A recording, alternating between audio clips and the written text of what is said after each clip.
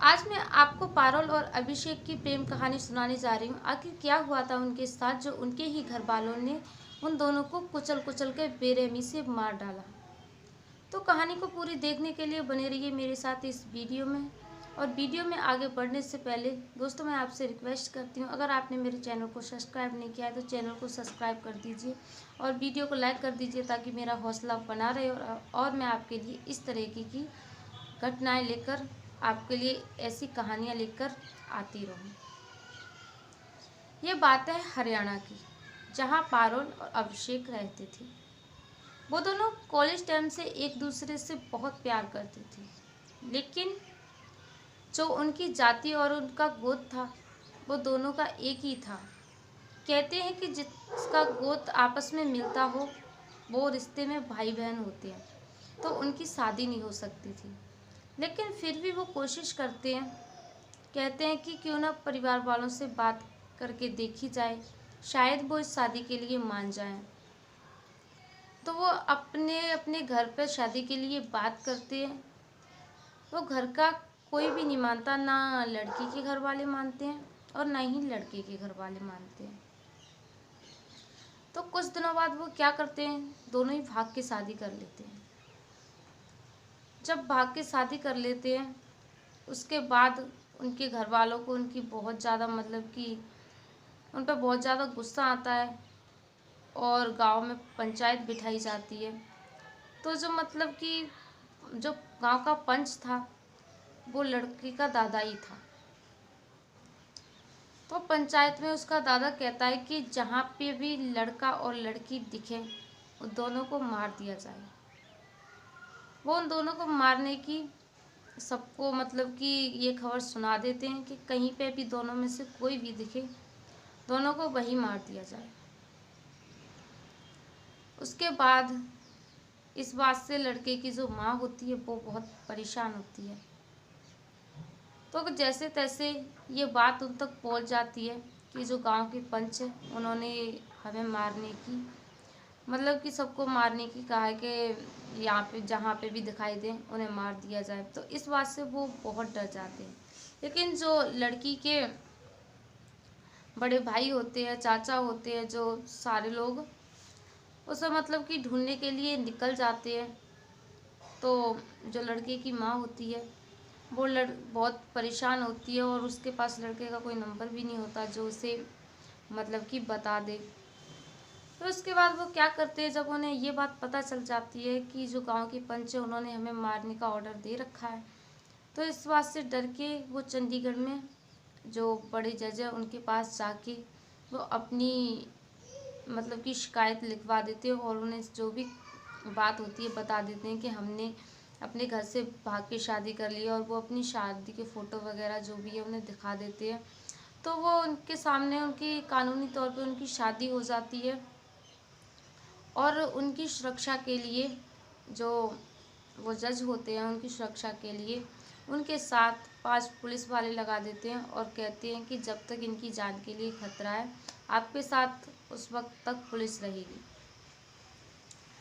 तो जैसे जैसे समय बीतता जाता है और जहाँ भी जाते हैं उनके साथ पुलिस के लोग साथ में जाते हैं, कहीं भी निकलते हैं तो उनके साथ साथ पुलिस होती है।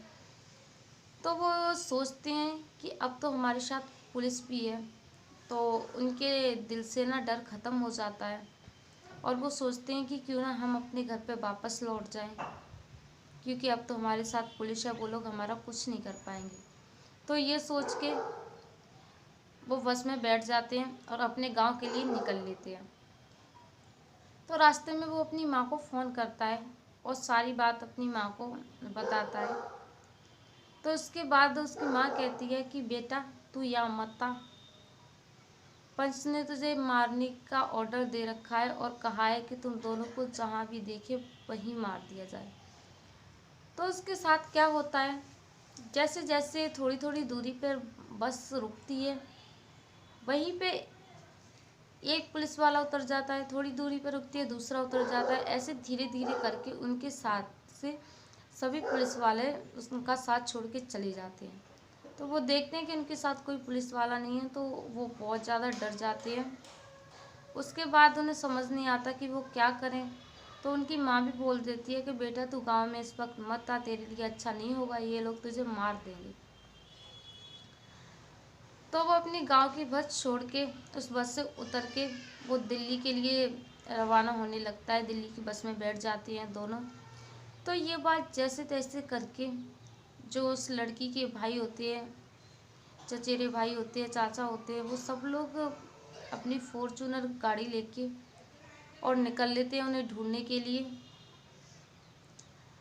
तो जब उन्हें जैसे तैसे पता लग जाता है, तो क्योंकि उन्होंने और वो लड़का अपनी माँ से बात कर रहा था, उसकी माँ की फ़ोन की बातें सुन ली थी, इस वजह से उन्हें पता लग गया था कि वो लोग कहाँ जा रहे हैं। तो जब वो लोग निकल लेते हैं तो जिस बस में वो बैठे हुए थे उसी बस के आगे अपनी फॉर्चूनर गाड़ी रोक देते हैं। तो बस वहीं पर रुक जाती है, और जब बस रुक जाती है तो वो लोग सभी बस में चढ़ जाते हैं। बस में चढ़ने के बाद वो दोनों को पकड़ लेते हैं और बहुत बेरहमी से दोनों को मारने पीटने लग जाते हैं। मारने पीटने के बाद जो बस में लोग बैठे थे वो लोग सब देख रहे थे, लेकिन किसी की हिम्मत नहीं हुई कि वो उन्हें बचाने की कोशिश करें। लेकिन उस बस में एक ठेकेदार बैठा हुआ था, जो वो ये सब देख रहा था। उससे ये सब देखा नहीं गया, तो उसी वक्त वो पुलिस को सूचित कर देता है और बता देता है कि इस बस में क्या हो रहा है, और जो उनकी फॉर्च्यूनर गाड़ी होती है उसका भी नंबर नोट कर लेता है, और वो पुलिस वालों का उनका नंबर दे देता है और बोल देता है ये गाड़ी है जिस गाड़ी में वो लोग आए हैं और इनको बहुत बेरहमी से मार रहे हैं। तो पुलिस भी उनकी सुरक्षा के लिए निकल लेती है, लेकिन तब तक उन्हें घसीटते हुए वो लोग गाड़ी में दोनों को मतलब कि डाल लेते हैं और ले जाते हैं। जब ले जाते हैं तो उन्हें एक वीरान सी जगह पे ले जाके दोनों को कुर्सी पे बांध देते हैं, और जो मतलब कि लड़की होती है उसे जहर देने की कोशिश करते हैं। तो जहर की शीशी लेके आते हैं और लड़की के मुंह में जहर डालने लगते हैं। तो लड़की अपने मुंह को बंद कर लेती है और वो बहुत कोशिश करती है कि उसके मुंह के अंदर जहर ना जाए, लेकिन फिर भी ज़बरदस्ती वो उसे जहर पिलाने की कोशिश करती है। और जहर पिलाने की कोशिश करते हैं तो 2-4 बूंद लड़की के मुंह में चली ही जाती हैं, क्योंकि उसके हाथ बंधे हुए थे। वो ज़्यादा कोशिश नहीं कर सकती थी अपने आप को बचाने की, तो जितनी उससे कोशिश हो सकी उसने उतनी कोशिश की। उसके बाद जब लड़की मतलब जहर की वजह से वो मर जाती है, तो लड़के को इस बात का मतलब कि बहुत अफसोस होता है, क्योंकि उसकी आंखों के सामने उसकी प्रेमिका मर चुकी थी। वो बहुत बुरी तरह से रोने पीटने लगता है और चिल्लाने लगता है बुरी तरह से, क्योंकि एक प्रेमी के सामने उसकी प्रेमिका ने दम तोड़ दिया था और वो अपनी आंखों से ये सब कुछ देख रहा था, लेकिन कुछ नहीं कर पा रहा था क्योंकि उसके हाथ बंधे हुए थे। लेकिन वो जालिम उसके साथ भी बहुत ज़्यादा बुरा करते हैं, उसे इतनी बुरी तरीके से मारते पीटते हैं और अपनी फॉर्चूनर की गाड़ी के पीछे बांध के उसे पूरे गांव का चक्कर लगाते हैं और उसकी हालत इतनी बिगाड़ देते हैं कि उसके चेहरा भी पहचानने में नहीं आता कि वो कौन है। बहुत बुरी हालत कर देते हैं। तो इस तरीके से मतलब कि पूरे गांव के चक्कर कटाते हैं। तो इस तरीके से वो भी अपना दम तोड़ देता है और दोनों ही मर जाते हैं, और दोनों प्रेमियों को एक जगह पे मतलब कि रख लिया जाता है। उसके बाद वहाँ पुलिस भी पहुँच जाती है। पुलिस पहुँचने के बाद वो जो दोनों लाशें होती हैं उसे अपनी उस हिरासत में ले लेती है, और जो मतलब कि जो लोग थे वो वहाँ से भागने लग गए थे जिन्होंने उनको मारा था, पर उनके पास उस फॉर्चूनर का नंबर था, इस वजह से वो उन लोगों को पकड़ने में कामयाब रहे। तो उन दोनों प्रेमियों को वहीं पर मतलब कि दफना दिया था, और जिन लोगों ने उनके साथ ऐसा किया था तो उन्होंने पकड़ के उन्हें जेल में बंद कर दिया, और उन्हें सभी को फांसी की सज़ा सुनाई गई। और जो उस गाड़ी का जो ड्राइवर था और जो ड्राइवर का पिता था, उन दोनों को कुछ सालों की सज़ा सुनाई गई थी। यानी कि 7 साल की सज़ा सुनाई गई थी उन दोनों को।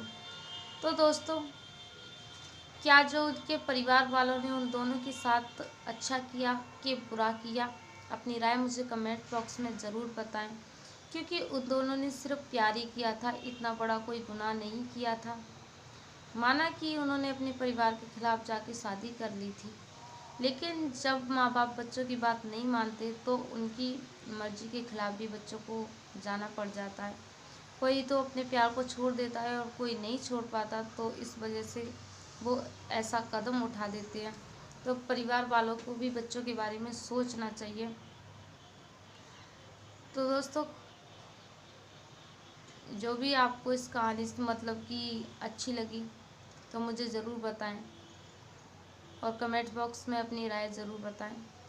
वीडियो अच्छी लगी हो तो प्लीज़ वीडियो को लाइक और चैनल को सब्सक्राइब ज़रूर करें, ताकि मैं आपके लिए ऐसी वीडियो लेकर हमेशा